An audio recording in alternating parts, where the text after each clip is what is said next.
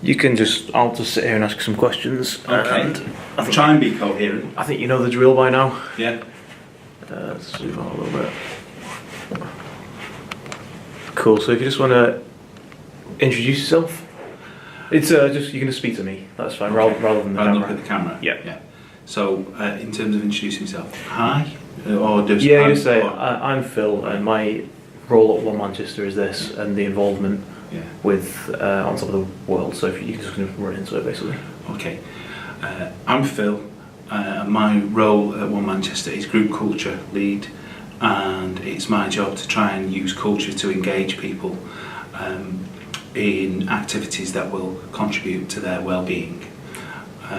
As part of this work, we've been doing a project for nearly 2 years now with the Royal Exchange called On Top of the World, and we're working in 4 tile blocks, 2 in Hume and 2 in Gorton, and we're trying to connect people at risk of isolation to the theatre and other cultural opportunities, museums, art galleries, and dried up there. That's fine. So do you want me to start again, or? No, it's fine. We can just keep it running. Okay. And just pick up the thread where I think we've lost it. It's fine. And even cinema, we try and connect them to cinema as well, and we're working with them on a weekly basis, and over the period of a year of sort of quite intense work, we've got them to the point where they're devising and taking part in performances. Cool. Yeah. So talking about people at risk of isolation, why are we as a landlord ultimately trying to involve people, and what's our drive behind it? Right. We've got I think 16 or 17 multi-storey blocks across One Manchester areas, and they're properties that were designed and built largely in the 1960s and have been recently refurbished and wind and watertight and fabulous dwellings in terms of places to live, but we have a lot of people who live in them because of their design and because they are single person occupancies in a lot of cases, small, nothing more than 2 bed I don't think. The blocks we're working in are all mainly single occupancy flats, lots of people who are disconnected from work, from society, from family, a lot of isolated people in there, a lot of people with problems, poverty being an underlying thing, but mental health, addictions and things like that. We feel that if we can help them start connecting back with society and use culture to do it, which is an interesting thing and an engaging thing, that might help them in some ways prepare to connect with our other opportunities, the sort of employability stuff. We can certainly along the way refer them to financial inclusion initiatives that we're doing. So really it's part of our holistic approach to making sure that our residents and our communities improve because of our work, and that's one of our aims really. Perfect. That's good. We touched a little bit on like the type of people who are going to be involved in these type of opportunities. When I was speaking to the guys who were involved in the project, a lot of them said that when they were growing up, because a lot of them are in their I feel it was a bit bad news about Saturday, wasn't it? It was. Well, I could show I couldn't make it in the end, but I was so glad that you couldn't make it. What happened then? We had the poem. We had why didn't the film with it? The spoken reason was it was still rendering, and that means. Yeah, it sounds like it's a rubbish computer they were trying to do it on. So basically, they were trying to they cut it and they were trying to render it into a showable film. Yeah. Right. And it'd been going since 3 in the morning and didn't finish apparently until 6:30. I'm going to see it in an hour. Oh yeah, I'm going to this thing on whenever it is next week. It's down the road, yeah. Yeah. Just here, isn't it? Just yeah. here, yeah. Yeah. So I'm going to see it now. Kathy said she's seen it. She'll have seen the poem. Oh, I see. Because they showed the poem, Right. and then they had some live poetry, and then we had a bit of this and a bit of that, and then everybody went out, and everybody came in again, and then it was like, the film's not here, so it was a bit of a... Oh, there'll be a It big... was a bit gutted to say. Yeah, I bet Jackie was really upset. So there'll be a few people going to that one though, won't there? It's been shown twice on Thursday. So Yeah. 6 o'clock. 6:30 for us, Yeah. Right. just for the main film, and then 7:30 a sellout for Voice. So Right. yeah, so it's Yeah, good. great. Yeah. Got all that on tape. Yep. On film. Nice bit of Yeah. Dave cameo.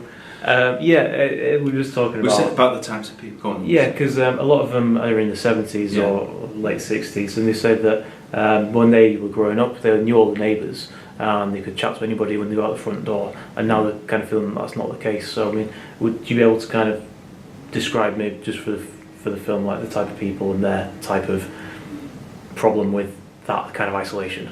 Yeah.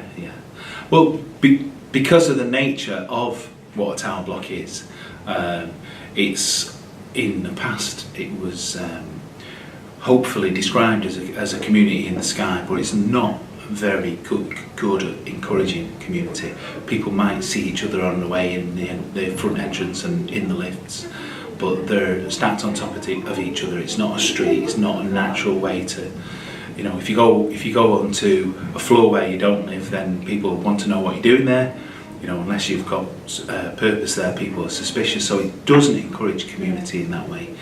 And what we found is the people who have come to us through the project, and we have a core of 5 or 6 in each of the 4 blocks.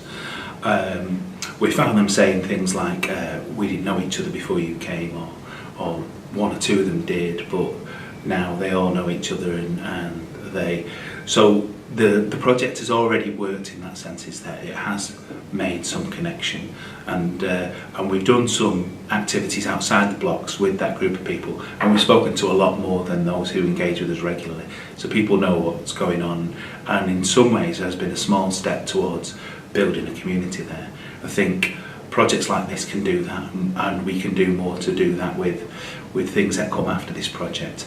But you know, people with health problems, and people with sort of challenging addictions or whatever, are not always the easiest to mix with anyway. So I think providing a space and a reason to do that is great. But also, particularly in Gorton, we've got a fantastic community room attached to each block. Not quite the same in Hume. We've had to sort of chisel that out of the caretaker's room and make a community space. But it's been so welcome, and the people in the blocks in Hume, you know, if we're not there for any reason, they want to know why, because they like that weekly contact, and you know, and they want to know what we're doing next, and you know, it is engaging them, so it's working. Yeah, and just in terms of the community room itself, Yeah. If we just get a slightly shorter soundbite that's just basically saying that people are now using the community rooms and are interacting a little bit more. If you could just just a short soundbite for Okay. Yeah. Since we've been in the blocks, there's been a definite increase in use of the community rooms. They come down and see us every week, but other things are happening as well. This project's happening in the Gorton rooms on different days, so it's great to see them being used. Perfect. And then I know that a lot of the guys as well were talking about how they never really had the inclination to go to the theatre before. It wasn't something that they would have ever thought of doing by themselves. And I know that Harry, I think it was, said that it's not something that a man of his generation would have considered as something that they were doing. And you've managed to kind of change that perception. Yeah. So could you talk about that a little bit? Yeah.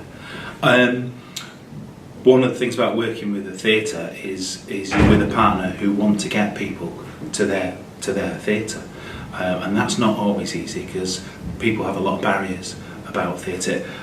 Simply, it's not for them. Or there might be sort of perceived class barriers. So it is a challenge to actually get people to actually get in that minibus, get to the theatre, get through the door. But once they're through, you know, they don't always like everything they see, and they're quite vocal about what they like and what they don't like. But they've, you know, they come back and say what we've got to see next. So it's like making a step, and we encourage them to make that step, and with us, a barrier from their life is gone, which is another success as far as I'm concerned. Yeah, that's what they were all kind of saying. They were saying that they come away from it, and I think there was 3 or 4 of the plays that they've seen at the moment, and they all pretty much universally enjoyed Fatherland. Yeah. And pretty much universally despised another one of them that I can't remember now. But it was interesting to see they weren't shying away from it at all.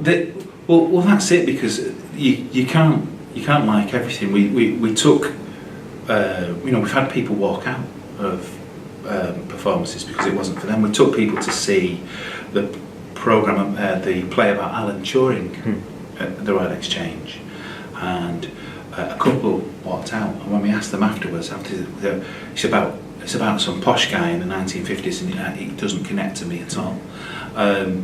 And you know, so it's not just about the sort of perception of the place. Is sometimes the content is, you know, the content's not for everyone all the time. Other times we've been there and they've met the cast. They've had good conversations and photo opportunities with the cast. So that's one of the benefits of being a partner with the theatre itself, is that they can set those things up, done Q&A sessions and everything. All those contacts really kind of build up their interest and get them to understand that it is for them. Cool. And I think what we also wanted to touch on, that there was a few of them mentioned the fact that living in a tower block, sometimes, especially with the events in London with Grenfell Tower, they felt sort of forgotten about a little bit. They felt that they weren't really having their voices heard, and then they obviously put on the production, Can You Hear Me From Up Here? Yeah. To kind of illustrate that point. I mean, do you think we'd be able to talk about, I'm not sure from your point of view, because we wanted to talk to Angela as well and kind of get it from her point of view about why it's important to kind of respond to Grenfell Tower and get people, our tenants, involved. I mean, from your point of view, from your role, is there much of that, or? Because of the tragedy at Grenfell and the fact that this project was solely based in multi-storey homes, we felt that it would be silly to not have conversations with the people that were engaging and try in some way to reflect that.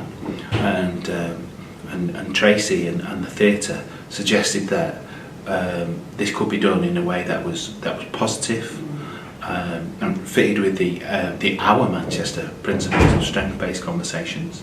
And with that in mind, we started to talk to the residents about how they felt about where they lived and how they were treated by the agencies that they have to deal with. Not just One Manchester, a lot of issues with the Department of Work and Pensions, and there's generally a feeling of not getting the attention or the recognition of their problems or their needs from agencies that they have to deal with in their on a day-to-day basis.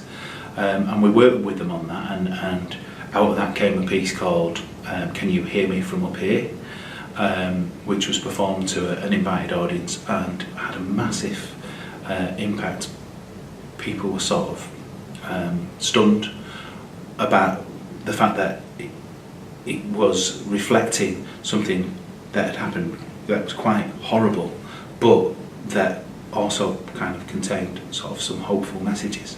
And that's going to be worked on and developed further, I think, because across the United Kingdom, there are every housing agency that is in the country is having to deal with this in some way, and I think we're in a unique position of having something that can look at that in a different way and really embody what it's like for residents to live in those places. Yeah. Perfect. And just finally, I think, how have you seen the effect on the guys during the whole process? Have you seen them change or develop? Since we've been in there, we took a long time to get to know people. We made sure that we took that time to build their confidence in us, and that's enabled us to see the progress that they've made, not just in terms of the way they engage in the project and the thing about, you know, like getting over the barrier about theatre and actually learning to enjoy it, but the way they engage with each other, and through the most recent project, the Can You Hear Me from Up Here, how they engage with us as well. So it's with some of them are already quite what's the word, gobby, and they wouldn't mind me saying that, but some of them have found their voices definitely, and I'm looking forward to this final year, because I know the theatre are going to put them through the paces more, and I think there will be more reflection on sort of what it's like to live in a multi-storey home, and it will develop them further. Brilliant. I think that's a wrap, as we say. Oh, good. Perfect. Well, I hope you can whittle that down into some manageable chunks.